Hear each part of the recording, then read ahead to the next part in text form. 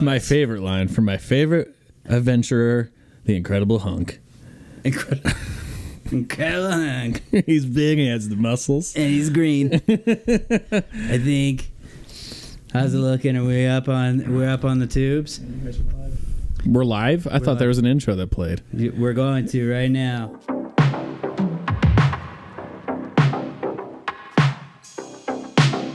It's high-speed business at a record pace.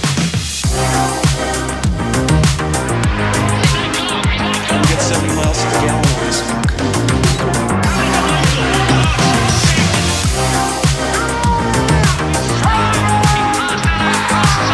It's a ship that made the Tesla less than 12 hours.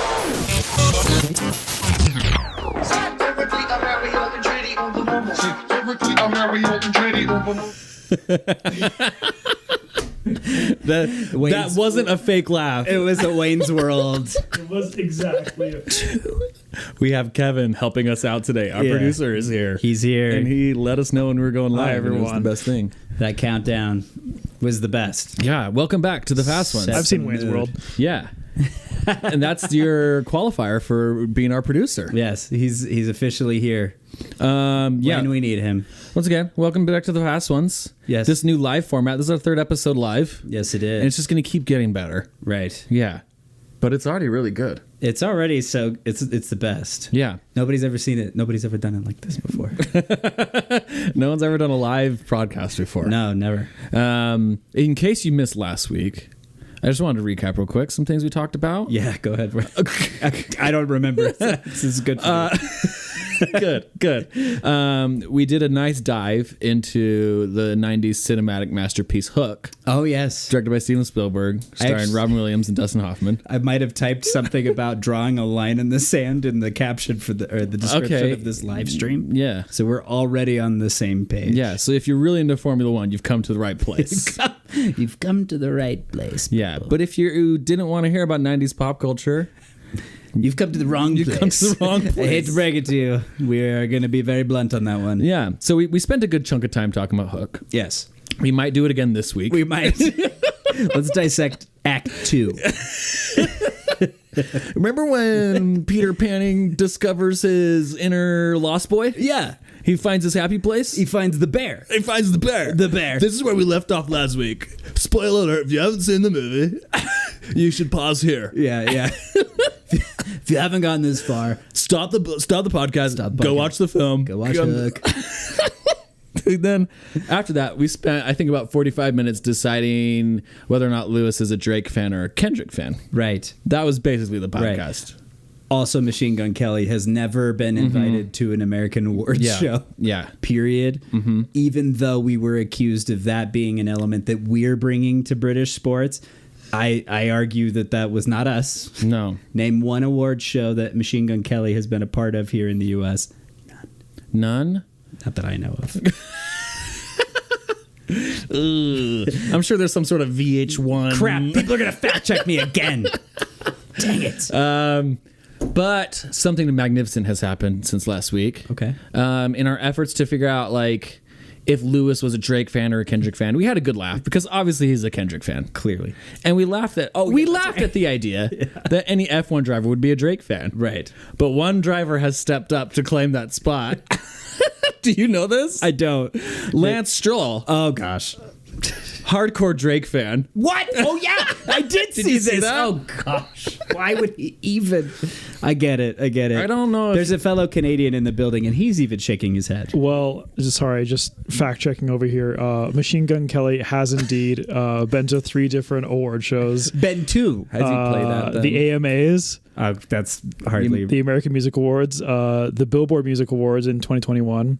Sorry, it was 2022 for the AMAs, and then for the MTV Music Video Awards, the VMAs, he performed Paper Cuts with Travis Barker in 2021. I mean, we don't want to be fact checked on that. No, but Travis Barker, like, let's be real. Like, okay, I for some reason I went Tom DeLonge on that one. No, I know what was Okay, happening. all right. But all of those were sympathy he gets. He was on a career shift because he just lost a rap battle to Eminem, Yeah. and he needed like cred to start a new Yeah, he was career like, in who pop does punk. everybody love? Yeah. Travis Barker. Yeah. We've spent floats on a too drum much set. time talking about Machine Gun Kelly. We did, yeah. So we're Yeah. not going to do that this week. I thought you were fact checking whether or not Lance Stroll is a Drake fan, which he Yeah, is. Which he is, he said. I don't want to confirm that. I don't know if Lance knows what's happened in music the past year. He might just be going off that like Drake is Future. Canadian. Yeah. And Remember the first day of school? Yeah. Thing where it's just like, favorite song, Future. You're Which- like, yeah. that's not a song. No, it's not a song. It's an artist. It's an artist. And which was the artist who made the first song that started this beef because Kendrick jumped on as a featured artist on okay. Future Song, right? Oh, yeah, like yeah, that. Yeah. Is it wrong? Good. You like that? You like that? I mean, it's been Watch a out long for the path. copyright, Max. Easy. Okay, good. Good thing we have Kevin here. I'm totally kidding. So good. So now we've been caught up to speed, and now we know news about Lance. the most recent news in F1. Yeah, the breaking. The biggest breaking news in F1. 1 out of the 20. I mean, I haven't made it through Drive to Survive all yet. I'm still going through it, but I assume the last episode is all about Lance liking Drake. Yeah, it's probably. It's probably all things Canadian. I and fell Lance. asleep during the Lando episode, so. The first episode. 2. Second episode. Okay. Frenemies. Second episode. Second episode, Yeah. Do you want to get into Drive to Survive right now? I know, looking forward to the podcast, we did have an old listener write in an official question. Okay. Which would be fun to answer. Right. Speaking of which, I do think we have Kevin who's somewhat monitoring our chat tonight, which will also help. Yeah. Do you have anyone in the chat? Not yet, I don't think. Oh, we do? Okay, yeah, we're Okay, we're good. Yeah, we're good. We have thousands of people. So many people. Also, in other news, Mike, this is going to make you happy. Taco Bell. Oh, yes. We're getting all the crap news out of the way. Yes. We'll get to F1.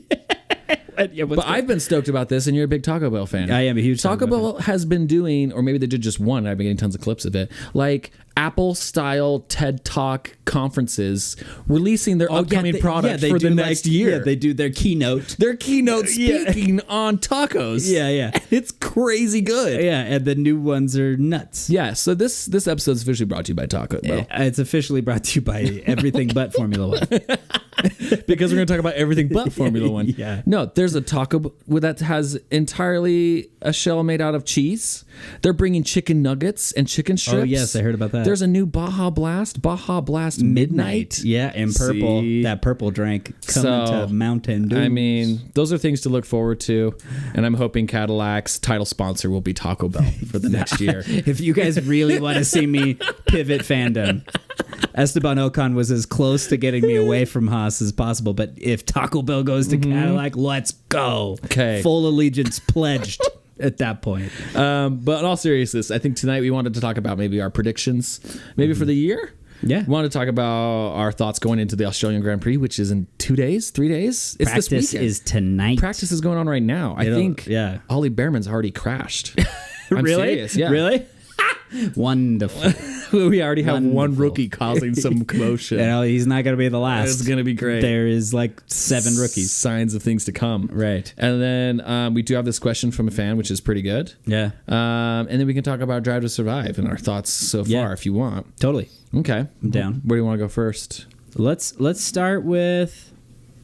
I feel like we got to get into predictions. Okay, great. I'm really curious as to what you're feeling, and I think there's a couple ways we could do this. Yeah, what do you want?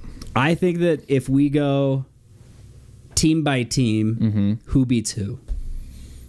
Okay. What driver versus driver? Yeah, what driver This is a fun way to do it. per team is going to come out ahead? I'm down. So let's go down the list, and we'll start with Red Bull, Max and Liam. What's your prediction? I mean, I think it's Max, clearly. I'm going to And I'm not even you. going to try and be funny. I think it's Max. He's the best. He's like the best driver on the grid. He's up there. He's a robot. And he's a robot. Right. He's deadly. And he puts his elbows out and he fights really, really hard. And he doesn't make mistakes very often. Totally. He's a robot, yeah.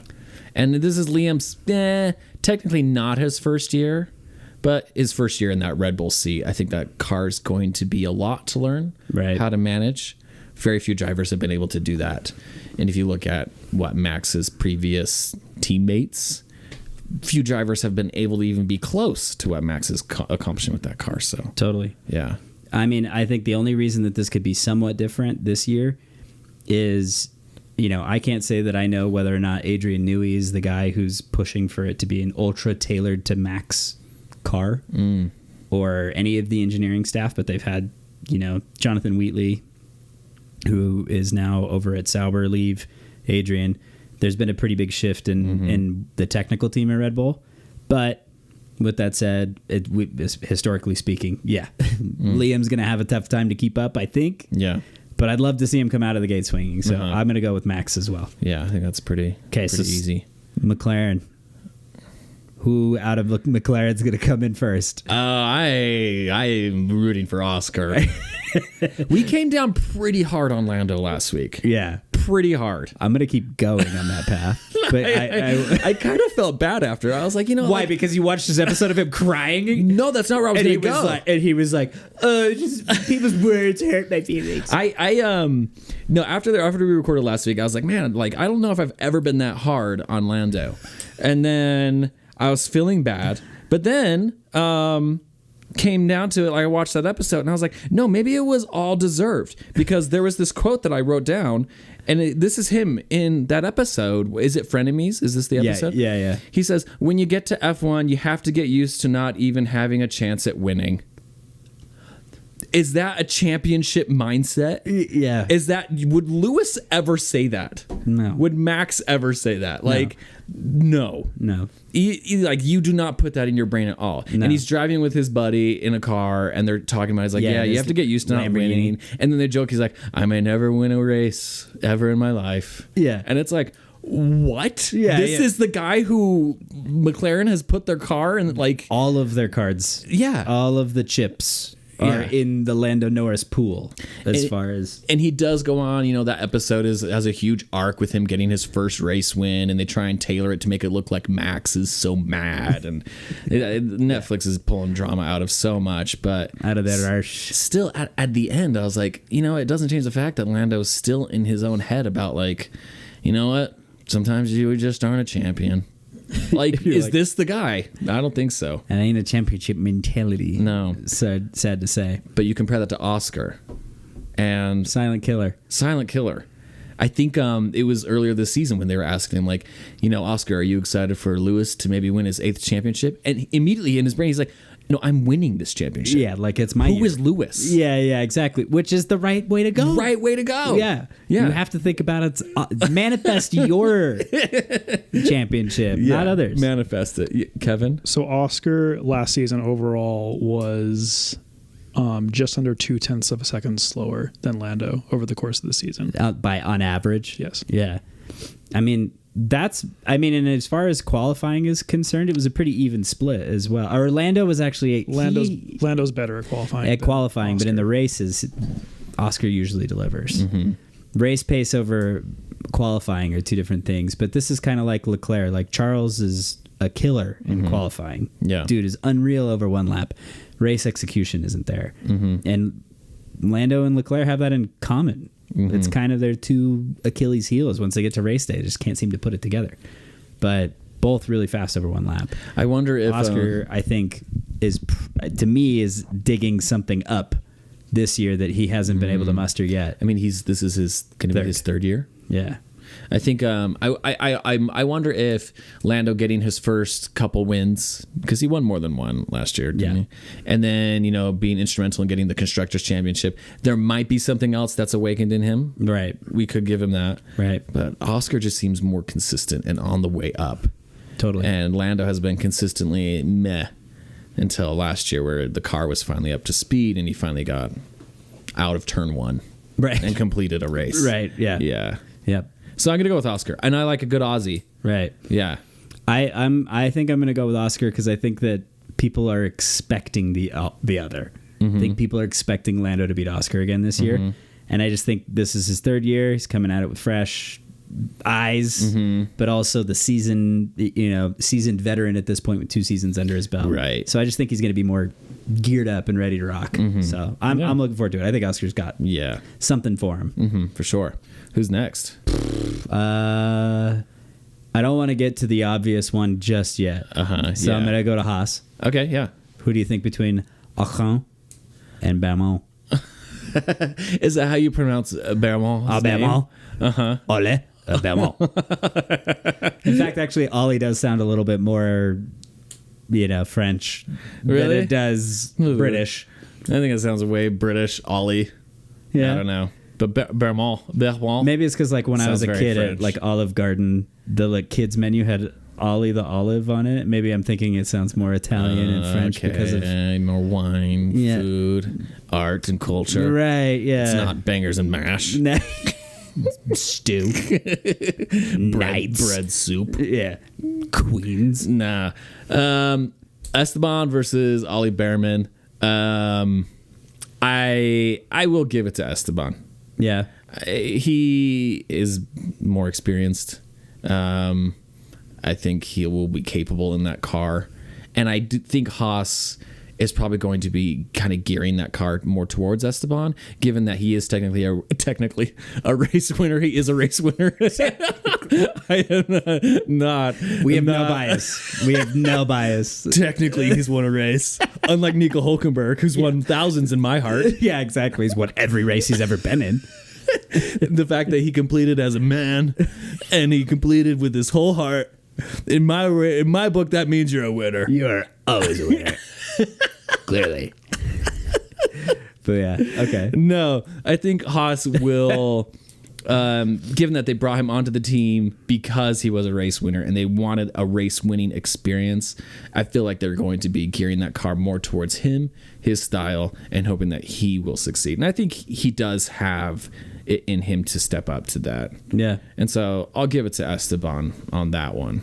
Yeah, I agree with you. I think they're development wise, I think they're going to definitely lean on Esteban's background. He's got multiple teams under his belt as a racer that he's experienced car development with. Mm-hmm. So being that seasoned veteran, I think that's kind of the way that'll go. But with that same idea, Behrman's the future. Mm-hmm. Esteban's been in the sport for a while. I definitely see Haas being okay, we want to develop the car, but maybe push it a little that way. So I don't know. I'm curious to see. I think that one could be pretty even split. And maybe just for the sake of keeping it interesting, I'll put my notch in the Behrman category instead of agreeing with you on this one. Okay. Yeah, we'll see. Yeah. Even though he might have just crashed in the... Oh, yeah, he did. He just crashed in practice. Wonderful. Thanks, Ollie. And I don't think it was a small crash. I think the car's kind of destroyed. Crap. I mean, he's going to get his feet under him. Yeah. I and think so far he hasn't done this. He didn't crash in Saudi Arabia. No. He hasn't crashed in any of the races that he's did good at participated Ferrari in. when he subbed in. And he did great when he had Yeah. to sub in for Kevin. Mm-hmm. What race was that? He had to sit in for Kevin when Kevin got the race ban. Yeah. I forget what race that was. But anyways, I know that he hasn't crashed yet. So yeah. kind of get your Logan Sargent out before we get the season started. Yeah. I think Ollie Behrman, I can see him getting really used to the car, performing really well. And then, yeah, sorry, Kevin, you're going to say something. Yeah, it was the Azerbaijan Grand Prix. Oh, it was in Baku. See, and that's a track that's easy to bin it. Yeah, and I think he really struggled on that track. Yeah. And But he didn't put it in the wall. No. At least not I think it says Sao Paulo as well. Oh, Brazil? Did he get 3 races in last I year? think so. Wow, that's insane. Yeah. A lot of seat time. Very impressive, actually. Yeah. Because wasn't Kevin sick in Sao Paulo or something? Yeah, I that think sounds so. right. Yeah. Yeah, I can see him getting good and then getting poached by another team. Yeah. I think. So it'd be hard to put all the eggs in that basket, but yeah, for sure. Yeah. But yeah, anyways, we'll move on to the next team. Anyway, I'm excited for Haas. Yeah. They're gonna I'm have a curious great to see year. how they're going to be out the gate this weekend. Totally. Yeah, it'll be fun. Okay. Alpine. Alpine. Jack Doohan and Pierre Pierre Gasly. Gasly. Oh. Don't make that sound. I They're both competing for 20th, so which one's getting 19th? You don't think Alpine's going to be strong? No. They were they were stronger than Haas at the end last year. Yeah. You don't think that's going to be consistently Look, on the rise? the only reason that they'll get anywhere this year is because Flavio Briatore is involved and he's cheating somewhere. It's the only reason they're going to move forward. I freaking love Flavio, though. As soon as I saw his mug and Drive to Survive, I was like, I can't wait to hear you inaudible. He's pretty hard to understand. Oh, man, it's like... Yeah. I just can't wait to be watching it in the quiet dark. My wife's asleep, and just the captions being like, anyone's guess. Anyone's guess. Dude, that guy is a character, man. Is the best. Is the freaking best. I think Alpine could be a nice competitive team. Okay. I see them on the rise. And I want to say Jack Doohan. Yeah. Because he says he shaves his head before races, and I'm like, yeah, dude. Let's go. Go fast. Let's go, dude. Yeah, dude. We freaking shave our head to go fast. That's finally a driver I can like understand. You're like literally same page, bro. Same page. I go to the grid, shave my head. Yeah, every day. Every time. But Pierre Gasly is really good, and he's been in that car for a while. Yeah. They're obviously like going to bank on Pierre Gasly, and he's a great driver. Yeah, I think Pierre's where their money's at. Mm-hmm. But I want Jack we'll Doohan see. to do good. I do want him to do well. I like that he has. And now that like freaking, I don't know if you saw this. Did you see what Helmut Marko said? No, tell me. I bet it was great. Yeah, because it's just typical Helmut Marko. He's just saying things when you're like, it'd be better if you didn't speak. What is it? He said that Jack Doohan is a C-rate driver. Oh, and that he doesn't expect him to last the year. jeez. And so here's me being like, I'm going to put my foot down and just say, Jack, prove him freaking wrong. Yeah. Shut Helmut Marko up. I can't stand how ruthless he is, especially in the press. It's like, if you want to feel that way, feel that way, dude. Yeah. But he's a rookie. He doesn't need that kind of energy. Like, don't be that guy. Because Colapinto is the guy waiting in the wing. Yeah. And why would Marco care about what's happening at Alpine? I don't know. He's just causing trouble. But he's not saying anything about Kimi Antonelli, where Is it's it like just because- Bottas is sitting there. Is it just because Daniel Ricciardo rubbed off wrong on like Helmut Marko without like the handshake agreement that Daniel Ricciardo didn't keep or whatever and went to Alpine to Right, Renault? right. So any Aussie who's at Alpine, Right. You know how he just is. pissed It is off Helmut Marko. legitimately just a race thing with him. He's the worst. Is all from, or I guess probably not race, nationality. Would that be the better way to say that? Yeah. Loyalty thing. Loyalty to the Red Bull. Yeah, to Austria. Yeah, to Austria. Strictly Austria. Jeez. Helmut. Okay, yeah. I like that. I would love to see Jack Doohan do really well. He has a cool name too. Yeah. He's a cool guy. And I mean, his dad and everything. I want to give him the benefit of the doubt for multiple reasons. Kind of the same thing with Mick, right? Like we wanted Mick Schumacher to prove his stuff not because of his last name. Like kind of out of like, we're going to overcome what everyone expects you to be. And be your own man because everyone's going to think you need to be Michael 2.0, right? Same with Mick and Jack. That's a pretty big thing to overcome with a dad who was so destructive in MotoGP that everyone, I just want to see him be like Carlos Sainz Jr. It'd be fun. Where you're like, nah, I made my own way and I'm freaking good at this. You know? And there's something about, I mean, I'm sure there's little similarities between MotoGP and F1 in racing. What did you have to say, Kev? What's going on in the chat? Oh, dude, the chat's exploding. I Yeah. don't want to get in there. It's a rat's nest. It's a rat's nest. Is it People just, are already mad at things we're saying. I love it. Sam and Parker are rage baiting I was gonna say, people. is it Parker? Sam and Parker. Glad to have you guys so here. Alpine actually did quite well in preseason testing. Yeah. Which is something to note. I think personally the car is going to be considerably better than it was at the beginning of last year. It has to be. And there is quite the delta between Pierre and Jack right now as far as preseason testing goes. Yeah. I think Jack has got, I don't know, I think it's going to be really tough for him. A mountain to climb. Yeah, there was Dang. Oliver Oakes, he's the team principal for Alpine. He even made a comment that was said, we don't even know what our lineup will look like at the end of the year, which is like, They might pull a Red Bull and just like switch drivers out. well, Things I think, could change up. yeah, with, they have Franco, Colapinto as their reserve driver. So they're definitely, he's right there if Jack doesn't measure up within like Three probably races three or so. races, Yeah. We're gonna get through these predictions. Yes. But in the chat, I know Sam had some questions. So Okay. before we forget that, Sam, make sure you get your question into the chat. Somewhere, if you need to just re-enter it. Kevin will take note of it. But yeah, I think I'm with you. I think Pierre is going to be the one to continue forward. Can I just say something? Pierre Gasly, in the past, I would say he's been an attractive guy. Like, I think he looks cool. Now, he's looking pretty weird. He has a weird, sketchy, shaved head bowl cut thing. Yeah. It's too French. Yeah. He's too artsy. I think he's trying to. I don't know what he's trying to do. It's hard to be Lewis Hamilton when you're a French dude. Mm-hmm. Like showing up in like super high fashion stuff, and it's like, you kind of look weird. I think it'd be easy. Yeah. I mean, you can't be Lewis though. Yeah, it's tough. Yeah, because Lewis even looks ridiculous at sometimes. Yeah, but it's for some reason so much more forgivable. Who's next? What team? Let's go to Williams, Albon, and Sainz. Yes. What? The chat is still just popping. Okay. Good thing these don't get posted to YouTube. I am going to go with Carlos Sainz. Yeah.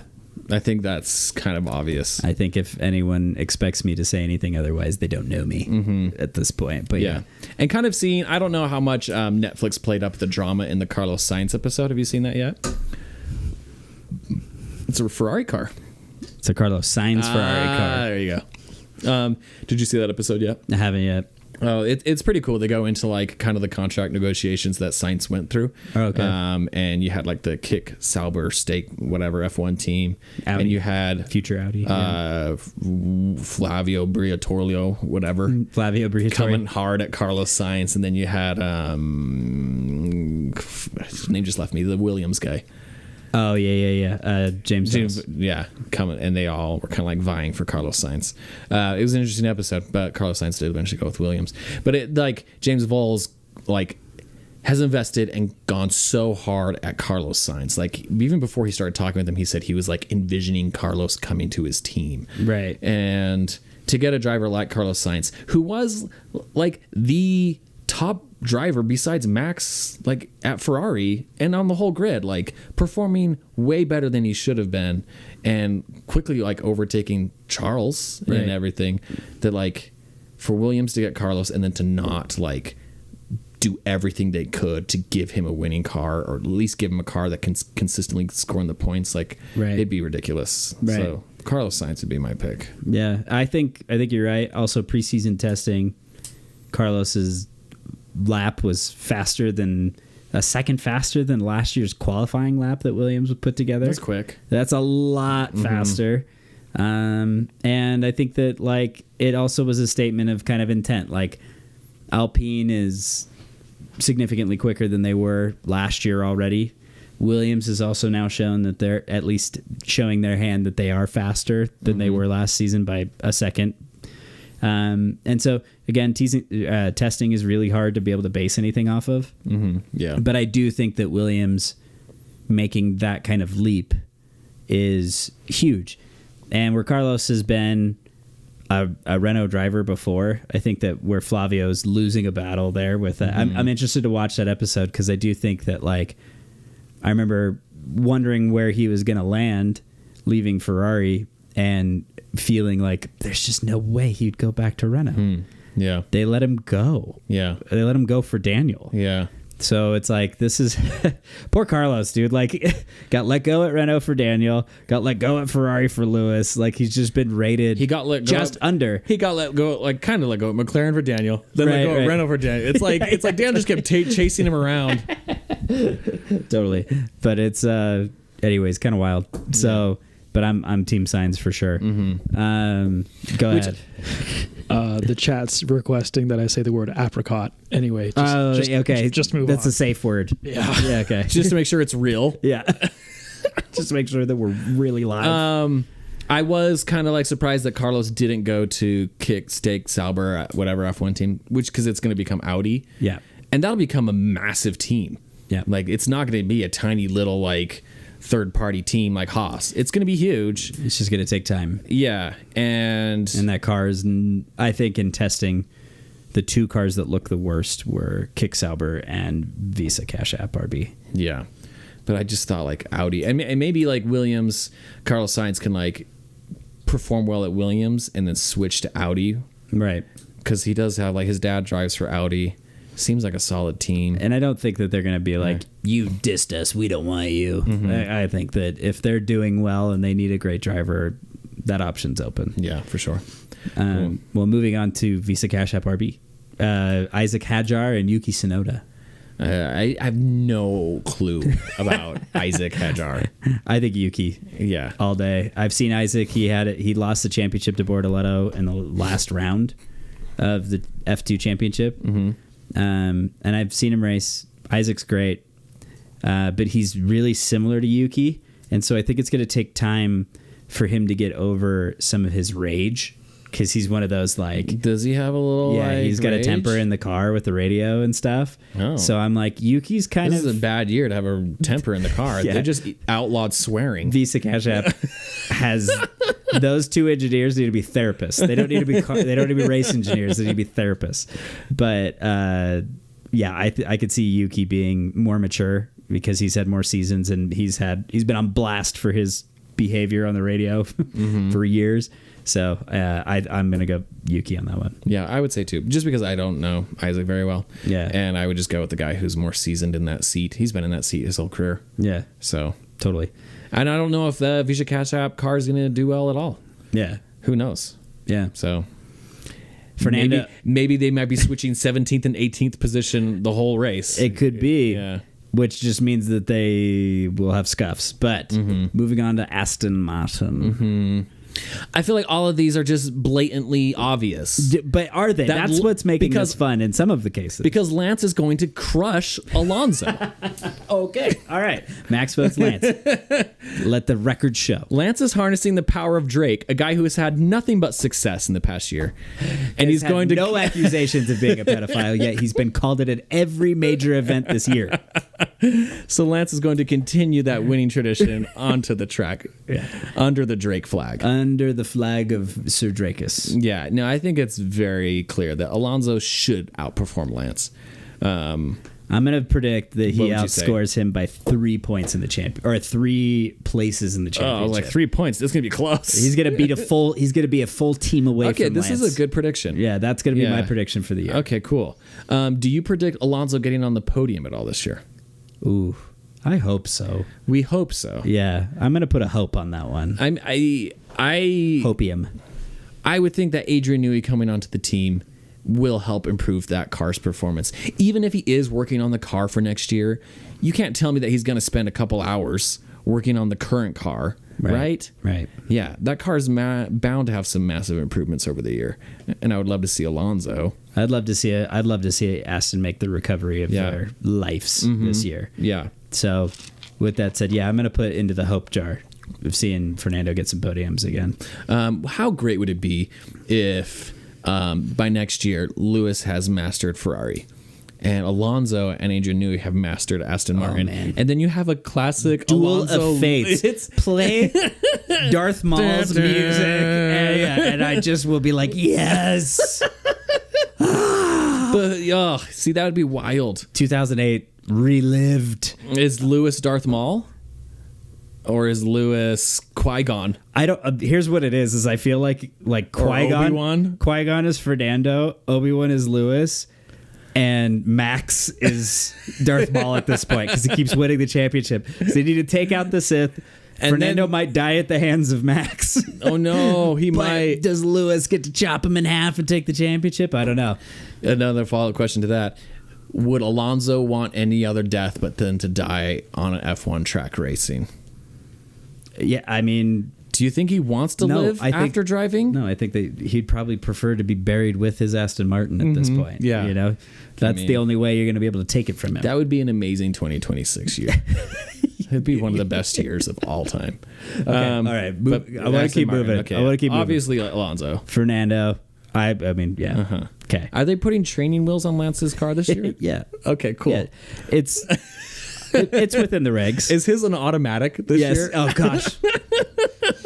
I saw Aston Martin just posted Pierce Brosnan like reunited with his DB whatever from the movie that he was in, and I was like like a James Bond Oh movie? yeah, the automatic. I wanted to. I was so The one time James Bond drove an automatic. No. Oh, that's right. Yeah, he couldn't drive a can't manual. drive a stick. Yeah. Freaking worse. I was like, why are they even sharing this? No. The fans know. They know. We know.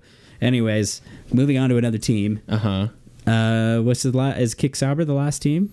Oh, Kick. and then obviously Ferrari, but we're gonna get there. Yeah. Nico Hulkenberg and what's his name? Gabriel Bortoleto. Bortoleto.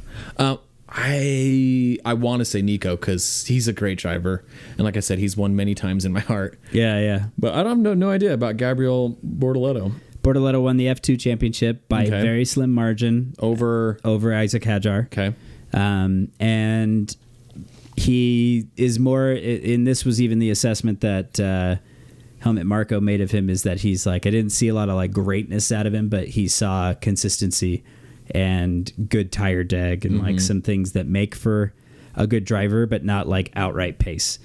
I think that outright pace is something that can be learned. I think the other stuff is really hard to learn. Like consistency and tire management, and some of that stuff can be really tricky. When you say outright pace, what do you mean? Some guys are just like, they've got such a flow to them. Like Jenson Button was one of those guys that was so smooth, so great on the tires. Sergio Perez is one of the people that was known as a tire whisperer as well. He could go so much further on a set of tires than anyone else. And then you just have people like Max, who's just a freaking rocket ship. He knows when to get on the accelerator and when to get on the brakes, and it's just no guess. He knows exactly where it needs to take place. So where that might be more of a guess for Bortoleto, I think that that's something he can learn. And some people are born with it right out of the gate, and we'll see if he actually is or isn't in his assessment. Max, people want to know what you're drinking tonight. I'm drinking the pink Red Bull. Great, moving That on. was thank Pink you. Red Bull. I like it over ice. And this is the first time I've had the pink Red Bull. I don't. Your drink- cup like matches as if it was like planned. Yeah. So No, it's pretty good. I get why the question was. I always pour my drinks over ice. Yeah. Yeah. Okay. All right. I think we've gotten through all the teams. So the last team is Ferrari. And the boys in red, who is the top pick? This is where I feel like I don't have enough knowledge. I know what I want to happen. Yeah. Okay. I know what I'm hoping to happen. And I'm hoping that... and I'm not a Lewis fan, but I am being a Lewis fan. Yeah. I want him to kind of step up and kind of master that car. Because it would be fun to see him win. Yeah, whatever. It'd be fun to know that like Ferrari has kind of let go of Charles Leclerc. Right. I have a fear that like Lewis is going to get to Ferrari and they're going to treat him like crap, like they did Sebastian Vettel. Yeah. And they're just going to favor the Leclerc. It's not Mattia though. Yeah, it's not Mattia. It's not. It's Vasseur. Yeah. It's Ferrari. Yeah. I freaking love him. But yeah, I mean, it's But Charles is more experienced in that car. for sure. I think it's realistic to say Charles could outperform Lewis, but Lewis is really good, and I think Do Lewis you is think- insanely determined. Do right you now. think that Lewis Yeah. learned how to thank the men and women back at the factory in Italian? Do you think he's done that by now? Yes. Okay. He's practiced his speech many times. Yeah, grazie ragazzi. Yeah. What were you laughing at, Kevin? Okay. Because that's what I'm wondering is Lewis brushing up on his speech in Italian to be able to speak to the Tifosi, to be able to speak to his race engineers. Because almost more than anything at this point, these are the things that are going to make or break his time at Ferrari, in my opinion. Yeah. Because Grazie a tutti gli uomini e le donne della fabbrica. Grazie a tutti. One more time, here we go. Grazie a tutti gli uomini e le donne della fabbrica. Oh, that's hard. Grazie ragazzi. I love it. So, but Forza Ferrari. But yeah, I think that Lewis seems insanely determined. Very, more than I've ever seen it. Yeah, and it's palpable, you can feel it. And when you contrast it to how we've talked about Lando Norris before, like Lewis is on a whole nother level right now. Lando feels ready to lose the championship to Lewis. Yeah. Like, I don't know why it for feels his that whole way. career. Yeah, he's like, I've been waiting for this moment for Lewis. I've been practicing becoming in spank second. me in a Ferrari. Yeah. But Lewis is very determined, that whole ice in the veins type of thing. And I could see him pulling it out over Charles Leclerc all year. I have definitely been impressed by Leclerc's ability to deal with the amount of attention and love that Lewis is getting for this move. Because he's very much he seems like his energy is exactly the same as it has always been. And just the same level of determination. I'm very curious to see how it goes. Lewis has made some comments about how good the Ferrari simulator is in comparison to the Mercedes one, and that has helped him get up to speed with the steering wheel and the driving modes and all the things that he's had to kind of retrain in his brain. I feel like one of my predictions for the season might be that Lewis pits at Mercedes. You think? I feel like it's bound to happen at least 13 years? Yeah, at least once. He did it at McLaren when he was at Mercedes. He drove through the McLaren pits one time and was like, oh crap, not my team, and drove to Mercedes. So I think it's possible. Yeah, you get delirious at the Singapore Grand Prix. Right. It is hot and sweltering. Right. You're going to pull into the Mercedes garage at least once, right? Yeah. And the finishing order of the constructors is how they determine pit order.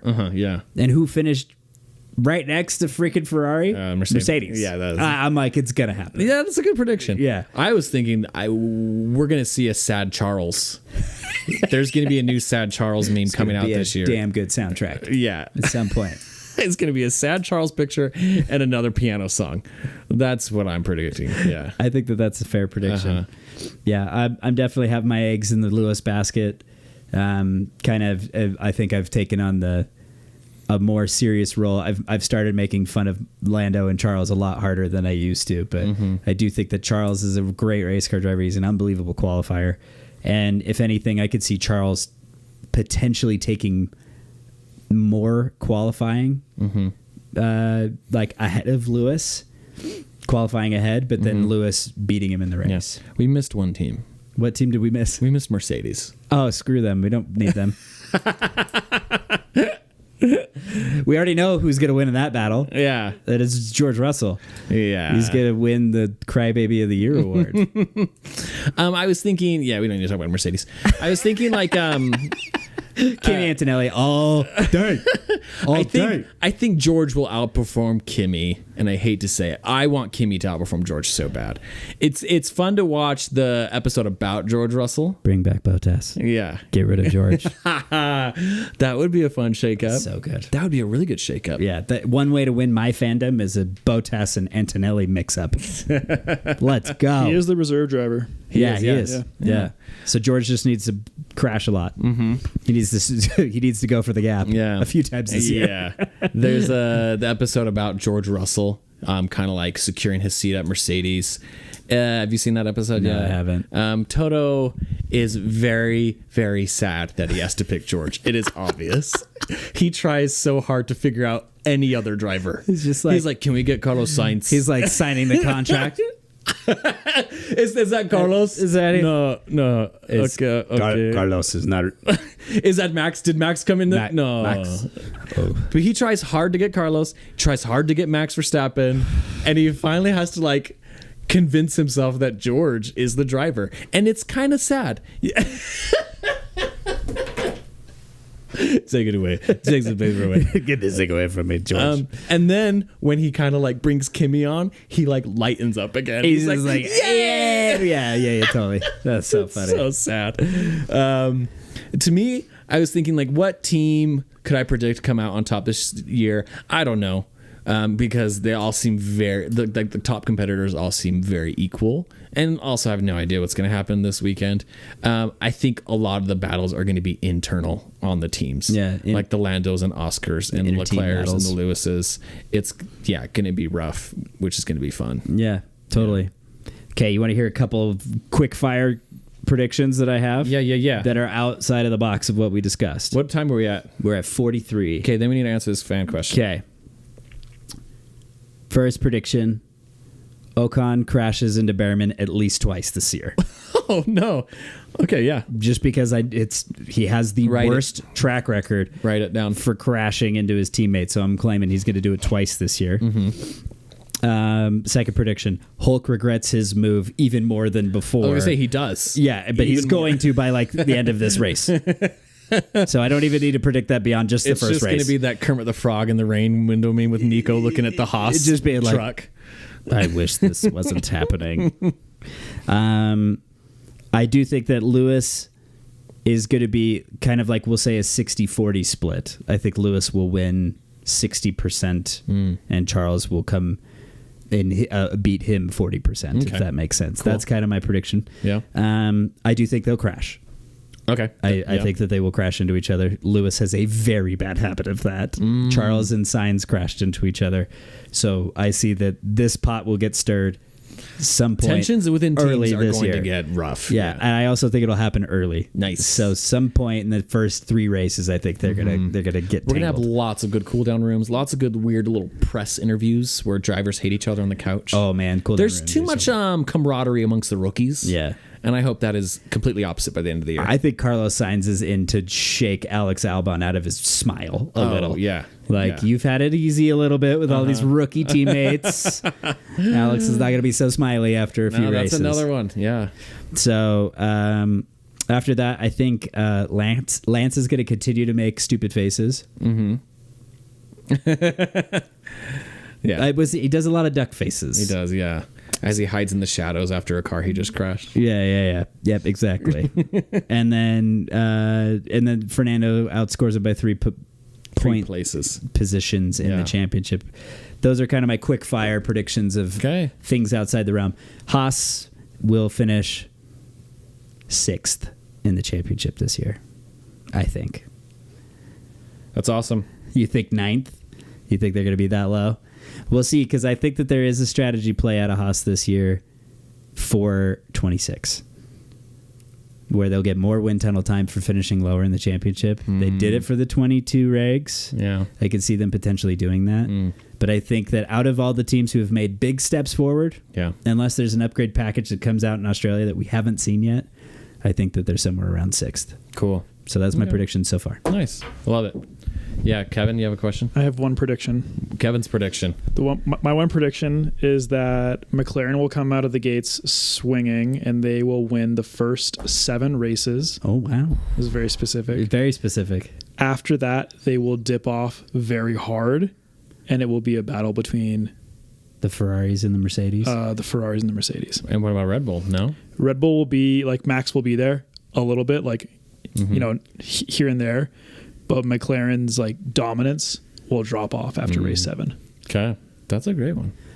I feel like strong, specific, I like and this. great. I think the Bold. main thing that I see Bold. different is that I'm like, McLaren every year has started the year bad and improved, which I could see that potentially maybe they got a little overzealous and they start bad because they developed a car that then doesn't convert to the track. But the thing that I'm nervous about is the Red Bull was kind of fast in testing. It was always near the top. And so, but look, I still think that Max can win with a 4th place car. So we'll see. We'll see how he does. Okay. Amazing predictions. Yes. Okay. We're going to move into this question. This is from Blake. He has written us before. Thank you, Blake, for writing in. He says, "What's up, fast ones?" In quotations, Haas boys. What's up? Welcome back. I hope you're all doing well. Was super happy to see the new episode pop up in the feed. Yeah, we are back. We're back. Old school. Quick question for you. In your opinion, what is the best thing that will come out of the Ocon-Behrman partnership this year? Should we be expecting P7 or DNFs? And if this car doesn't produce results, we're blaming Ocon, right? Ollie is precious man. and Io is the man. Just making sure we're on the same page about throwing Ocon under the bus. I'm not sure it's a question. I'm not sure it's a He question. just wanted validation. He just and- wants us to be on the same page. We are. Yeah. And you're right. Ayao is a legend, and Behrman is precious. Yeah. It's a perfect word for him. We have to protect him at all costs. But it does bring up a good question. Like, what? Taking it seriously, what can we look forward to with Esteban Ocon? You know Yeah. what I mean? Like, He's fast. our suspicions aside, our hesitancies aside, like, yeah, what's good about Esteban Ocon? Look, he wouldn't be in the sport if he wasn't fast. Yeah. He would be at Mercedes if Toto believed in him enough. I think that's the but Kimi Antonelli is Max Verstappen level of hype. When it came to that young driver program and everybody's like, who are you the most excited about? It's been buzzing about Kimi Antonelli for forever, it feels like. So like that kid had fans showing up at go-kart races for him. Oh, wow. So like his fan support goes way back. Pretty deep. Yeah. So I think that that's really the differentiator between taking a seasoned race-winning Ocon and choosing a generational talent in Kimi. Even though Kimi might have a Verstappen beginnings, which is lots of wrecks and discovering where the limit is, I think that after 2 or 3 seasons, Kimi's going to be rock solid fast. So with that said, that wasn't what the question was. No. I do think that Ocon has won a race, has raced for Sahara Force India, has raced for Renault Alpine, and is now coming to Haas. He's got multiple power unit experience. He's got race development experience. And, I mean, with every single teammate that he has raced against, he has been able to match. That includes Fernando Alonso. And where that's difficult is that on certain days, Fernando was faster. Yeah. You know, but at the same time, it feels like he's been pretty even split with a lot of great drivers. So it's hard to say. He has never been in the fastest car. Yeah. So, but all that to say, lots of experience, brings a lot to the team in the sense of how do we continue to further this program? Yeah. How do we get further up the order? Yeah. He hasn't been at a great team, so that's hard. But you know, the last driver that they had that was at a great team was Kevin Magnussen, and he was only at McLaren for a very short time. Yeah. So it's I don't know. There's a lot of experience to gain just from the fact that he's raced with 2 teams that have had different power units. Cool. Haas is a Ferrari, so. But we're all still good with throwing him under the bus. Oh yeah, he sucks. Good. Very good. Did Sam... Oh, well, thanks, Blake, for sending that question. Just kidding, first of all. Ocon. Go win us some points this year. Yeah. Come on. And if you want to send in questions to us, please do. Also, turning now to our chat. Did Yeah. Sam ever come up with a question? Kevin, just give us an overview of what's Kevin going on in the literally chat. just shrugged, sighed, started rubbing his face. Are there people in the chat we don't recognize? Or is it just Parker? Is it just Parker? Ex-Haas and boy Sam? now causing trouble. If you're in the chat and you don't know who Parker is, feel free to attack him. Kevin's turning quite red. I'm afraid of what might have been said.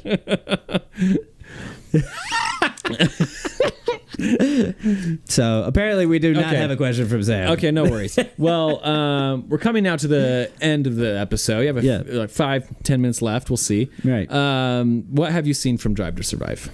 That is the big thing in F1 right now. I watched the. Or are you watching? We the do have Meghan a Markle question TV We do about have a question. Oh, sorry. Drive to Survive. We were going to from- talk about Meghan Markle from after Sam. this. There have been plenty of questions, maybe 2 relevant ones.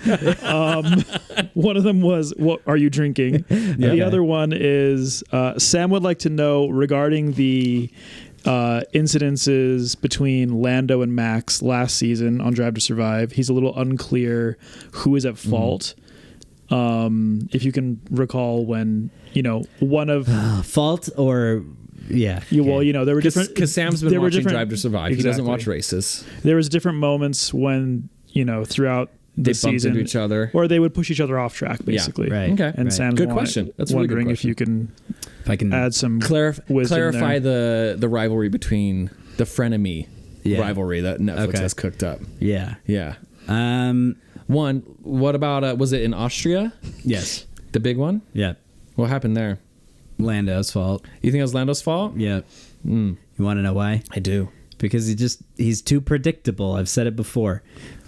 Max knows the rules like a psychopath. Like, and what does Max do? He brakes, but instead of picking a line to brake with the racetrack, he brakes straight but outside, pushing Lando wide.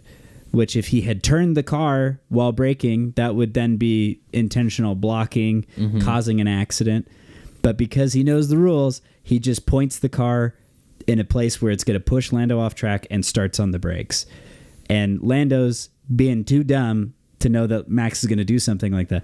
If Lando had held off and switched sides on him and surprised him with a move, then Max would have had to stick with his line that he chose to brake with, and then Lando would have passed. But you have to.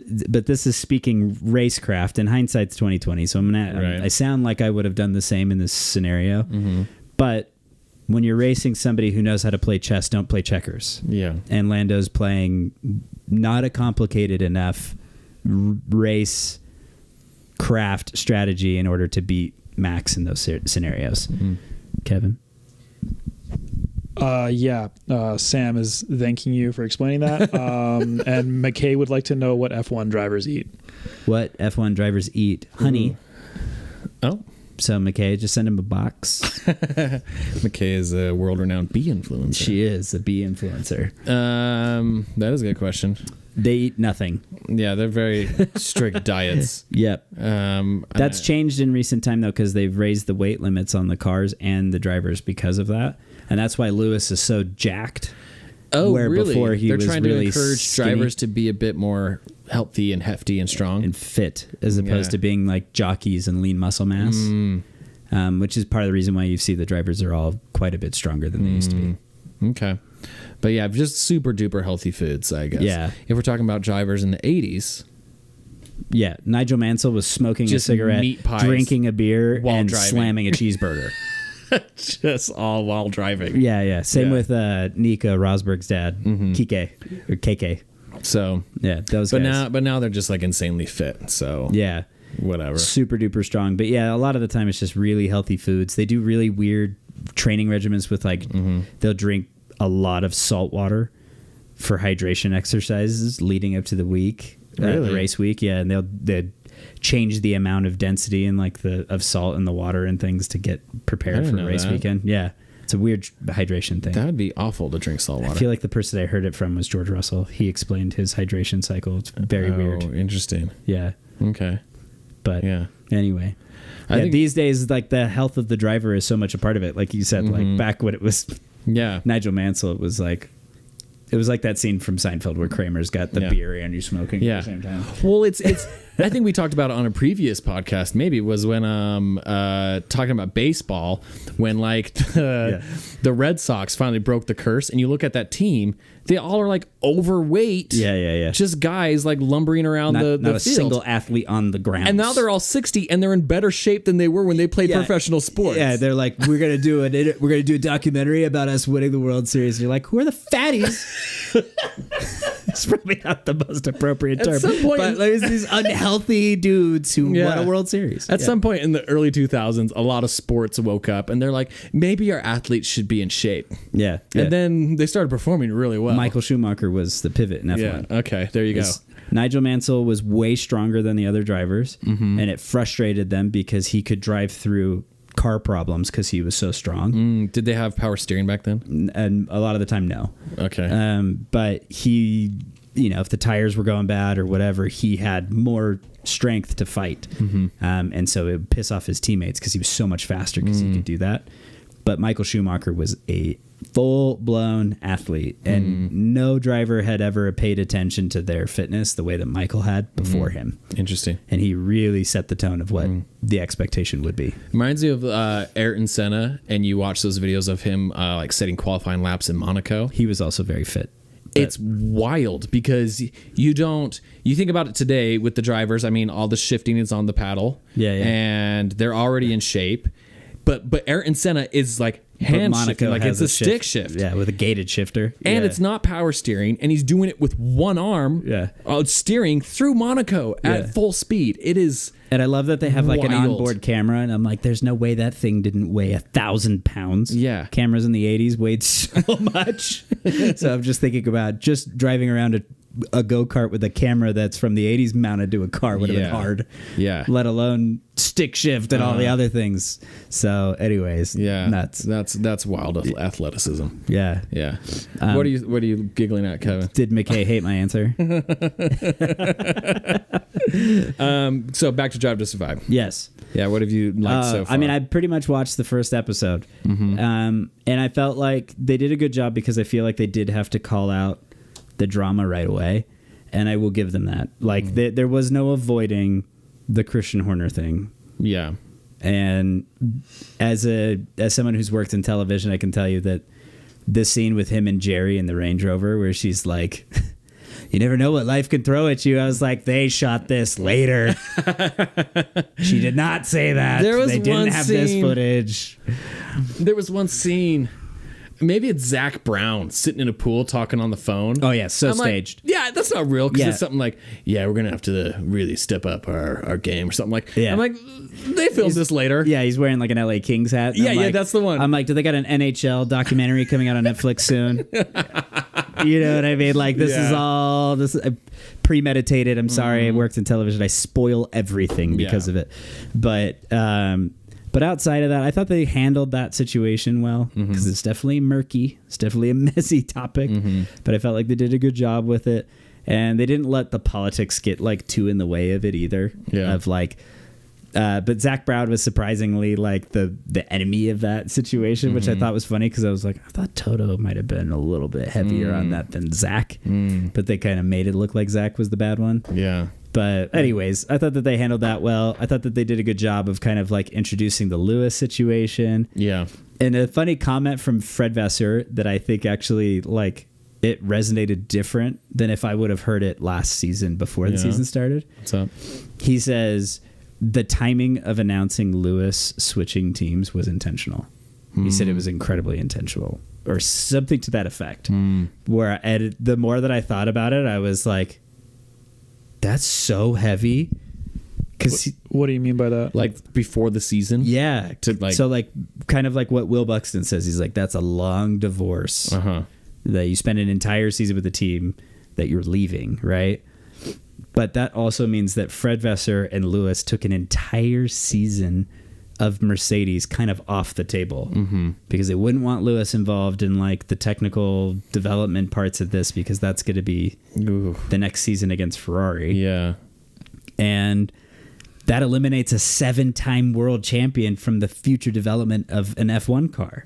So by doing it a season, like before the season even starts, Ferrari freaking screwed Mercedes last year. And I'm like, whoa, okay. In hindsight, that comment's heavy. Yeah. Like he's playing chess. That's crazy. Yeah. So The amount of mind games and stuff that they play with each other is wild. is nuts. Yeah. And I'm always I respect the And you crap just out know of that Fred. Fred. Yeah, he's like, do you know what would be funny? Yeah.